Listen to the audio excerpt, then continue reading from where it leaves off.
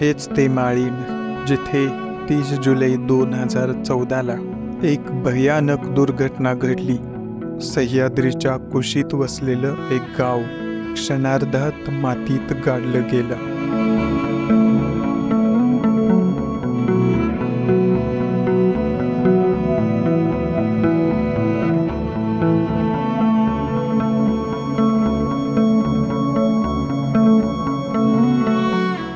साली अचानक अतिवृष्टी झाली आणि सकाळी संध्याकाळी 6 वाजेपासून तर सकाळी 6 वाजेपर्यंत पावसाचा भरपूर, त्यामुळं हे वरून जे खचून आलं हे सकाळी 7:45च्या सुमारास घडले। 5 मिनिटं सुद्धा लागले नाहीत, वरून ढसाळ असं एका घरावर फार स्पष्ट झाले। ते त्या काळामध्ये 151 लोक मुलांसकट दफन झाली। अडचणी म्हणजे काय, तसं आहे सगळं व्यवस्थित आहे, पण घरांची जरा अडचणी आहेत ना, जागाची कमी भेटले, कोणाची स्लॅब जरा पाझरतात, गळतात। नाही मोठं होतं ना, ते किरकोळ आहेत, 4-5 घर किरकोळ आहेत, जवळ 70-75 घर होते, त्याच्यापैकी 5-7 घर म्हणजे एवढं काही नाही टाकते लक्ष, पण असं निवडणुका वगैरे आले का मगच फक्त ना, तसं काही सहसा कोणी येत नाही, काय नाही। इथं पण डोंगर आहेच, पण आता शासनाला आता काही शासनाला हेच विनंती आहे, आता पुनर्वसन तर झालेलं आहे माळींचं, पण आदिवासी भागामध्ये आमचंच गाव नाही असं इतर दुसरीकडे पुढे घटना घडू नये म्हणून त्याने अगोदर जे पुनर्वसित गावात यादीमध्ये आलेले आहेत की याचं पुनर्वसन व्हावं, अशी ज्या काय वस्ती आहेत, उदाहरणार्थ आमच्या इथे पसारवाडी आहे, तिचं आता 3 वर्ष झालं पुनर्वसन चाललं आहे, जागावारी शासनाने घेतलेली आहे, परंतु अजून त्यांचं पुनर्वसन काय झालेलं नाही, त्यांना घर बांधून काय दिलेली नाही।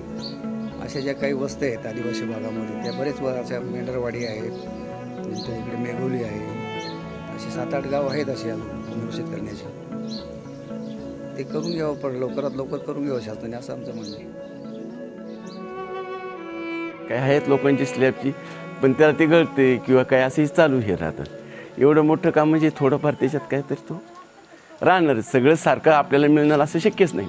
हो सुरक्षित आहे, आता काय बुवा तिकडलं ते लोकांनी पाहूनच तिथे बुवा समजा यावेळेला जागा निश्चित ठरली, त्यावेळेला भूसंपादनाचे लोकांनी येऊन त्याची पाहणी करून, डोंगराचा भाग येतो तिकडला त्याची पाहणी करून, हा डोंगराचा भाग जरी तिथं शेजारी असला तर त्याच्यावरती भिंत काय का हा कधी कालांतराने काय हे होईल किंवा काय, तर तसलं काय नाही म्हणून त्याने तिथं पुनर्वसनाचा मार्ग निवडलेला आहे। चला तर माळीण गावाची ही कहाणी जवळून जाणून घेऊयात।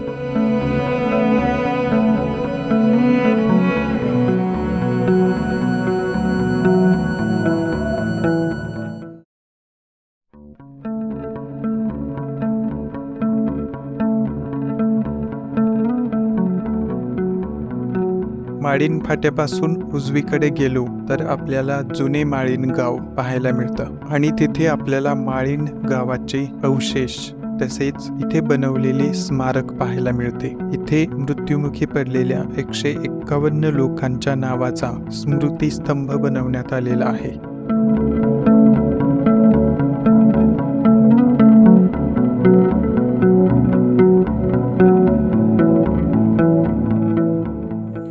तर मंडळी, हे बघू शकता, अशा प्रकारे इथं एक स्मृतिस्तंभ किंवा स्मारक बनवण्यात आलेलं आहे। 30 जुलै 2014 रोजी इथं खूप मोठं भूस्खलन झालं होतं आणि त्याच्यामुळं इथे जे देखील म्हणजे ज्यांचा नाहक बळी गेलेला होता ज्या भूस्खलनामध्ये, त्यांची सगळी नावं या स्मारकावरती कोरलेली आहेत।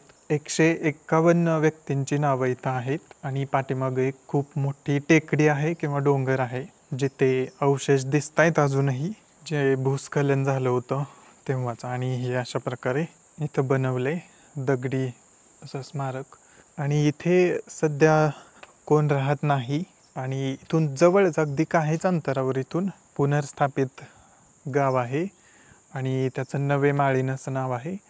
आणि इथला जो भाग आहे, इथलं जे गाव आहे त्याला जुने माळीण म्हणतात। डोंगराने वेढलेली जागा ही अशा प्रकारे। या स्मारकाच्या पाठीमागेच एक छोटासा डोंगर आपल्याला पाहायला मिळतो आणि हेच ते ठिकाण आहे जिथे तो रौद्र असा डोंगरकडा भूस्खलनाच्या स्वरूपात या गावावरती कोसळला. या छोट्याशा डोंगराचा आकार आणि रचना पाहून असं वाटतही नाही की इथे काही असं घडलं असावं. रस्त्यालगत इथे काही मोजकी घरे दिसतात आणि हीच ती 5-6 घरे जी या भूस्खलनाच्या तडाख्यातून वाचलेली आहेत. मात्र या वाचलेल्या घरांचं प्रमाण तेव्हाच्या घरांच्या अगदी 5-10% एवढंच असावं. मंडळी, इथे बघा एक शाळा सुद्धा आहे आणि ही शाळा सध्या चालू आहे की नाही माहिती नाही, पण तिथे जो फलक आहे तिथे सध्या काही लिहिलेलं वगैरे दिसतंय. पण इथल्या गावकऱ्यांना वगैरे विचारल्यावरच कळेल की ही शाळा सुरू आहे का नाही. पण जिथं भूस्खलन झाले अगदी तिथंच ही शाळा देखील आहे. हे बघा, या जुने माळीण गावाच्या रस्त्याने सरळ पुढे गेला असता आणखी काही दुसरी गावं सुद्धा आहेत. शिवाय या गावाच्या आजूबाजूला आणखी काही अशी गावं आहेत जिथे भूस्खलन होण्याचा धोका असूनही अजून तिथून पुनर्वसन अजूनही झालेलं नाही. माळीण गावातील या घरांचे, शाळांचे अवशेष पाहिल्यानंतर असं वाटतं की माळीण तर एक फक्त उदाहरण आहे. इथे एक हनुमान मंदिर पण दिसतंय आणि हे नंतरच बनवलेलं आहे असं दिसतंय याच्या रचनेवरून वगैरे. सध्या कोणीच नाही इथं, सगळे त्या नवीन गावाकडे आहेत. त्याच्यामुळे तिकडं गेल्यावरतीच समजेल आपल्याला आणखी डिटेलमध्ये माहिती वगैरे त्यांच्याकडूनच समजेल आता. आणि कसे राहतायत वगैरे नवे माळीण गावामध्ये लोक, ते आपण बघूयात त्यांच्याशी संवाद साधून.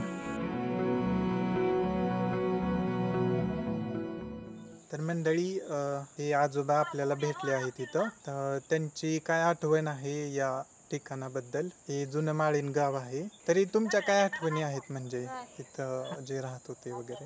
आता 2014 साली अचानक अतिवृष्टी झाली आणि सकाळी संध्याकाळी 6 वाजेपासून तर सकाळी 6 वाजेपर्यंत पावसाचा भरघोस प्रवाह होता. त्यामुळं हे वरून जे खचून आलं हे सकाळी 7:45च्या सुमारास घडले.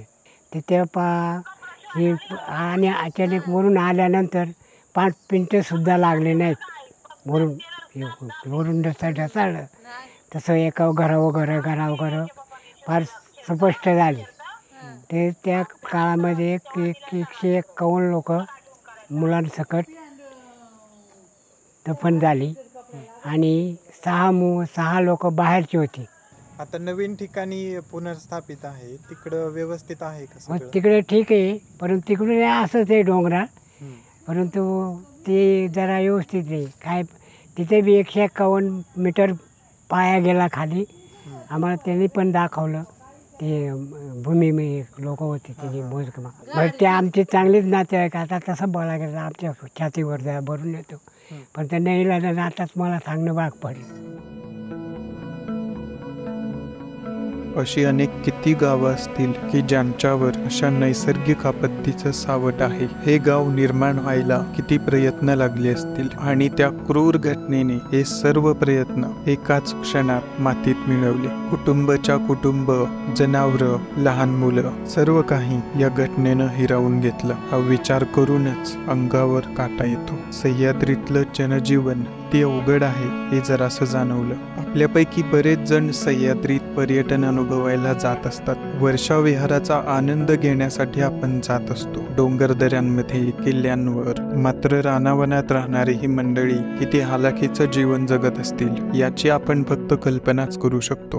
बरं, कसं म्हणजे व्यवस्थित आहे का? पुनर्स्थापित वगैरे झाले का? अजून पण काय अडचणी आहे? अडचणी म्हणजे काय, तसं आहे सगळं व्यवस्थित आहे, पण घरांची जरा अडचणीत ना, जागा कमी भेटलेत. कोणाचे स्लॅब जरा पाझरतात, गळतात घरांचे. बाकी काय नाही, बाकी आहे सगळं व्यवस्थित. वीज वगैरे असते का? हा, असते ना, पाणी वीज आहे. सौर ऊर्जा वगैरे आहे का इकडे? सौर ऊर्जा नाही, सार्वजनिक किती. हा, बर. तरी इथं किती घरं असतील आता सध्या? 67 टोटल. तिकडे पण बघितलं मी जाऊन, तिकडे पण म्हणजे बऱ्यापैकी आहेत आता पण. जुन्या माळींमध्ये. हा पण म्हणजे ते दिसतंय तेवढंच होतं का आणखी खूप मोठं होतं ते? मोठं नाही मोठं होतं ना. हां ते किरकोळ आहे, 4-5 घर किरकोळ आहेत. जवळजवळ 70-75 घर होती ती. त्याच्यापैकी 5-7 घर वाचली, बाकी घर संपूर्ण गाडी. आता इथं शाळा वगैरे आहे ना, शाळा आहे, दवाखाना आहे. आरोग्याचं दवाखाना हां दवाखाना पण आहे. हां आणि गावामध्ये बाकी आणखी सुविधा कोणी येतं का म्हणजे सर्वेक्षण वगैरे करायला? हां येतात ना, आणि मुलांचं शिक्षण वगैरे कसं आहे? चांगले. हां आणि 10वीच्या नंतर वगैरे कुठं जातात? 10वीच्या नंतर शिनवली घोडेगाव तिकडं. अच्छा. 10वीपर्यंत आहे इथं, 10वी नंतर तिकडे. आणखी काय तुम्हाला समस्या वगैरे असल्या तर सांगू शकता. रस्ते खराब झाले. बाकी नेते वगैरे कसे आहेत तिथले? चांगलेत. नेते हां बरं. आणि बाकी आमदार वगैरे यांचं लक्ष आहे का इकडं? म्हणजे एवढं काही नाही टाकते लक्ष, पण असं निवडणुका वगैरे आले का मगच फक्त ना, तसं काही सहसा कोणी येत नाही, काय नाही. बरं बरं. हां. आणि नोकऱ्या वगैरे मुलांना? नाही नाही नोकरी नाही. आणि गावामध्ये म्हणजे शांतता वगैरे आहे का कसं नाही नाही शांतता आहे. आहे? हां असं काही नाही. दिसतंय तिथं निसर्गामध्ये असलेलं गाव वगैरे आहे. इथं म्हणजे सुरक्षित वाटतंय का तुम्हाला? पुनर्स्थापित झालंय पण हे पण डोंगराच्या इथं पण डोंगर आहेच, पण आता सद्यस्थितीत बरे म्हणजे असं काही नाही. आणि पिण्याचं पाणी वगैरे कसं? पिण्याच्या पाण्याची समस्या आहे अजून सध्या. समस्या आहे. शुद्ध पाणी शुद्ध पाणी नाही. नाही अजून. नदी आहे जवळनं, त्या नदीत विहीर आहे, त्या विहिरीतूनच पाणी पुरवठा केला जातो आता सध्या. बरं बरं. घरांची निर्मिती, आर्थिक मदत, पक्के रस्ते, वीज पुरवठा अशा सुविधा इथे बऱ्यापैकी चांगल्या असलेल्या दिसल्या. तुमचंही पुनर्स्थापित मध्येच आहे की कसं? हा स्थापितमध्ये आहे, पुनर्स्थापित. पुनर्स्थापित मध्येच आहे. अच्छा. म्हणजे 2014ला तुमचं तिकडं पण होतं का घर? हा होतं ना. अच्छा. काय म्हणजे आठवण वगैरे आहे तुमची? नाही मला नाही एवढं आठवत, कारण की मी इथं आणि इथं तर बऱ्यापैकी दिसतात, पण तुम्हाला कसं वाटते पुनर्स्थापित केलंय ते व्यवस्थित? हा ठीक आहे, व्यवस्थित आहे, एवढं नाही काय काही अडचण. समस्या आहेत अजून? नाही एवढं काही अडचण नाही, ठीक आहे. बरं. वीज पुरवठा वगैरे आहे? हा सगळं व्यवस्थित आहे. तर पाण्याचा थोडा हाय प्रॉब्लेम पिण्याचा उन्हाळ्यामध्ये, बाकी सगळं ठीक आहे, बाकी काय नाही काय प्रॉब्लेम. पिण्याच्या पाण्याचं काही स्त्रोत दिसलं नाही तर म्हणजे नाही वापरण्याचं पाणी आहे कंटिन्यू, पण फक्त पिण्याचा पाण्याचा थोडा प्रॉब्लेम आहे. तर उन्हाळ्यामध्ये ते पण आता नाही काही, ते हापशाच्या उन्हाळ्याला पाणी फक्त कमी होते, बाकी नाही काही प्रॉब्लेम. मग बाकी हे पण डोंगराळ भागावरच आहे. इथं काय वाटतंय की काय आपत्ती येऊ शकते इथं पण का असं काय नाही अजून? ते तर म्हणतात ते की मग इथं काय होणार नाही, मग आता काय माहिती जसं होते काय नाही ते. किती असेल लोकसंख्या साधारण या गावाची? तरी इथं राहणार एवढी नाही आहेत, तसं सांगता नाही यायचं, कारण जास्त करून पुण्याला इकडे तिकडेच लोक राहतात नाही का. इथं ग्रामपंचायत कार्यालय आहे जवळ, मग त्यांनी सदस्य वगैरे तुमच्यापैकी कोण आहे की नाही? आहेत ना सदस्य, इकडे वरती राहतात ह्या साईडला. आणि कार्यालय चालतं व्यवस्थित? हां सगळं ठीक आहे, व्यवस्थित आहे सगळं कामकाज वगैरे? आता सध्या बंद आहे, सकाळी चालू असतं का फक्त? हां असतं ना चालू. बाकी रस्ते वगैरे तरी दिसतात बऱ्यापैकी? हां बाकी सगळं ठीक आहे, असं बांधकाम वगैरे केलं. तर तुम्हाला कसं वाटतं जे पुनर्स्थापित झालंय गाव ते व्यवस्थित झालंय का? नाही नाही व्यवस्थापन व्यवस्थित झालेलं आहे आमचं पुनर्वसन. तर आता इथे सगळ्या सुविधा आहेत, शाळा आहे, हायस्कूल आहे, पाण्याची सोय आहे व्यवस्थित. फक्त ते नळाचं जे पाणी आहे आमचं ते शुद्ध पाणी येत नाही नळाला अजून, तेवढीच मोठी अडचण आहे. तर हापशेचं पाणी आहे आम्हाला कोणाला प्यायला वगैरे मिळते सगळं. आणि बाकी सरकार मदत करते का काय आणखी? सरकार सध्या पुनर्वसन झाल्यानंतर अजून काही मदत तसे काही अपेक्षा नाही पडली, त्यामुळं आम्ही काय मदत मागितली नाही. परंतु आता रस्त्याची डागडुजी करण्यासाठी प्रयत्न चालू आहेत शासनाकडे. तसे आम्ही ठक्करबापा योजनेमुळे प्रयत्न केलेले आहेत रस्ते दुरुस्ती करण्यासाठी. बाकी उत्पन्नाचं साधन वगैरे काय आहे? उत्पन्नाचं साधन इथे तसं काहीच नाही, शेती सोडल्याशिवाय दुसरं काहीच नाही. शेतीमध्ये मग तांदूळ वगैरे? शेतीमध्ये भातच पिकतं आमच्याकडे, बाकी दुसरं काही नाही पिकत. आणि बाकी उत्पन्नासाठी कुक्कुटपालन असेल असं काही मदत करतं का शासन? नाही, असं व्यवसाय करण्यासाठी तर जागा नाही ना, कारण आम्हाला शासनाने जागा दिली, फक्त घरापोटी जागा दिलेली आहे आणि पडवीसाठी अर्धा गुंठे दिलेली आहे. आता लोकांनी पडवे वगैरे बांधलेले आहेत, त्यामुळं आता आमच्याकडे साठवण जास्त असतात, कारण पावसाळी सरपण वगैरे ते सगळं साठवावं लागतं ना, धान्य वगैरे ठेवावं लागतं. त्या धान्य ठेवण्यासाठी इथे व्यवस्था नाही आहे तशी. ते शहर टाईप घर असल्यामुळं आम्हाला आमचं साठवण करण्यासाठी पडवीची गरज आहे. मग आमचं जो एक्स्ट्रा मटेरियल जे असतं ते आम्ही सगळं पडवीमध्ये भरतो. घरामध्ये ठेवण्यासारखी जागाच नाही ना. पशुपालन वगैरे पशुपालन नाही ते जास्त होत नाही. नाही, जागा नाही ना, जागा उपलब्ध नाही. बरोबर. गोठा बांधला तो सार्वजनिक गोठा आहे. हां. तिथे सगळ्या एवढ्या लोकांची जनावरे बसत नाही तिथे. त्यामुळं सार्वजनिक असं म्हणजे शेळीपालन वगैरे तसं व्यवसायच नाही ते काही. आरोग्याच्या सुविधा कशा आहेत? आरोग्य सुविधा इथं उपकेंद्र आहे ना माळींमध्ये, चालू असतं ते. चांगल्या आहेत सुविधा तिथं? हां, सुविधा चांगल्या आहे तिथे. गोळ्या वगैरे मिळतात, पण असं म्हणजे डॉक्टर येत नाहीत, फक्त नर्स असते इथे.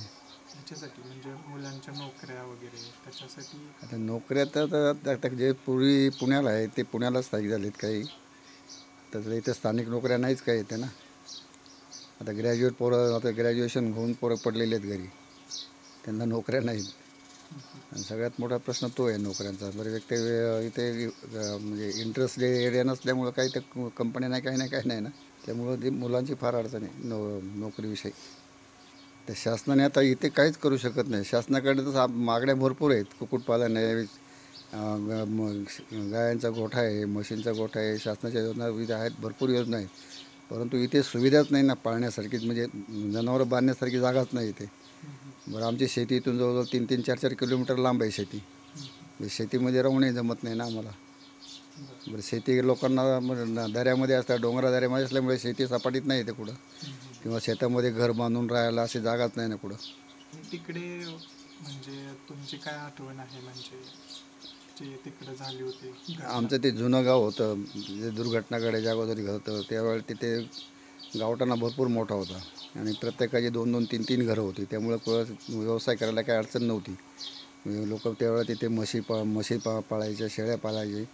पण आता तिथे जागा नाही. इथे जागा नसल्यामुळं आता शेळीपालन किंवा कुक्कुटपालन करू शकत नाही ना इथे, की गाईचा गोठा वगैरे असं बनवू शकत नाही इथे, कारण जागाच नाही.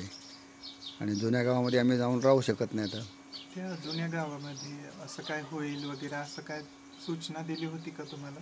नाही, हे अचानक घडले. ते सूचना वगैरे काही दिली नव्हती. जी घटना घडली ही नैसर्गिक घटना घडली ती. म्हणजे अचानक? त्याच्या अगोदर काही जाणवलं नव्हतं. अच्छा.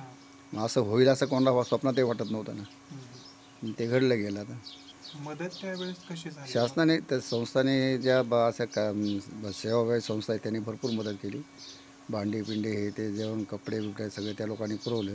शासनाने फक्त घराला घर दिलं. ज्यांची माणसं मिली त्यांना प्रत्येकी पैसे दिलेत. एका व्यक्तीमागे 7 लाख रुपये मिळालेत.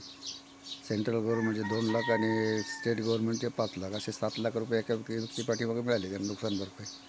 पण ज्याचं काहीच गेलं नाही त्यांना फक्त घराला घर दिले. बाकी काही आर्थिक मदत केलेलीच नाही.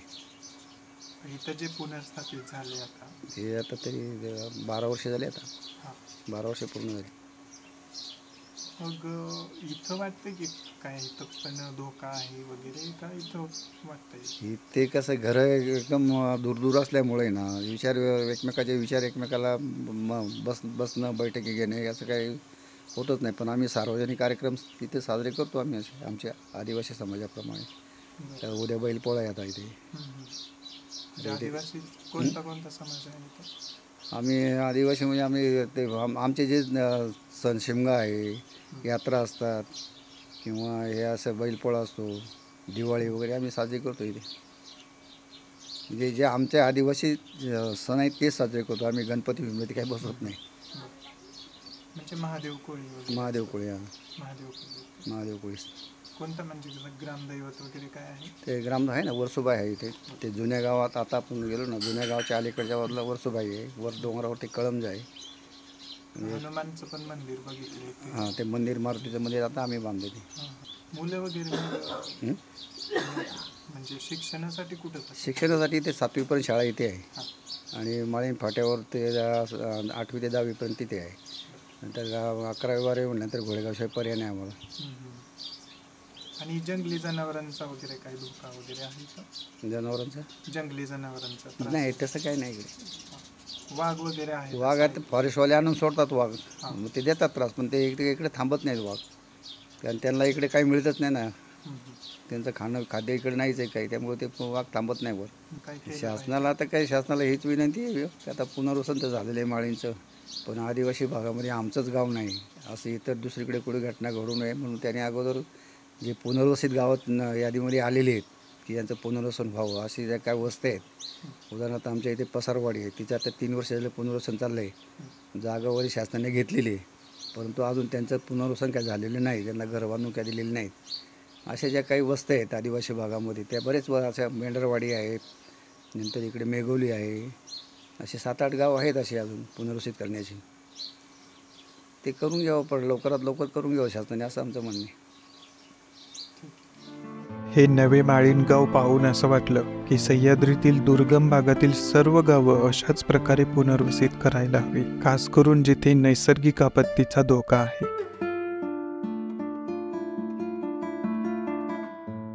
माळीणगावचा मी सरपंच आहे, रघुनाथ दगडू झांजरे. आणि आमचं पुनर्वसित गाव आहे. 2014ला जी घटना घडली त्याच्यामध्ये नंतर वळसे पाटील साहेबांनी त्याचं पुनर्वसन नवीन जागा घेऊन त्याच ठिकाणी केलेलं आहे असं. आणि त्याचं कामही पूर्ण झाले. आणि 2019पासून 19पासून लोक 20पासून 17पासून लोक तिथं राहायला गेलेले आहेत. एकूण 83 घरं आहेत तिथं. आणि लोक आता राहतात. काय थोडंफार त्या ठिकाणी आता सगळे थोड्याफार अडचणी आहेत, पण तरी पण त्याच्यात आता पाणी, रस्ते झाले, गटर वगैरे आहेत, सगळे व्यवस्थित म्हणजे चालू आहेत किंवा थोडं.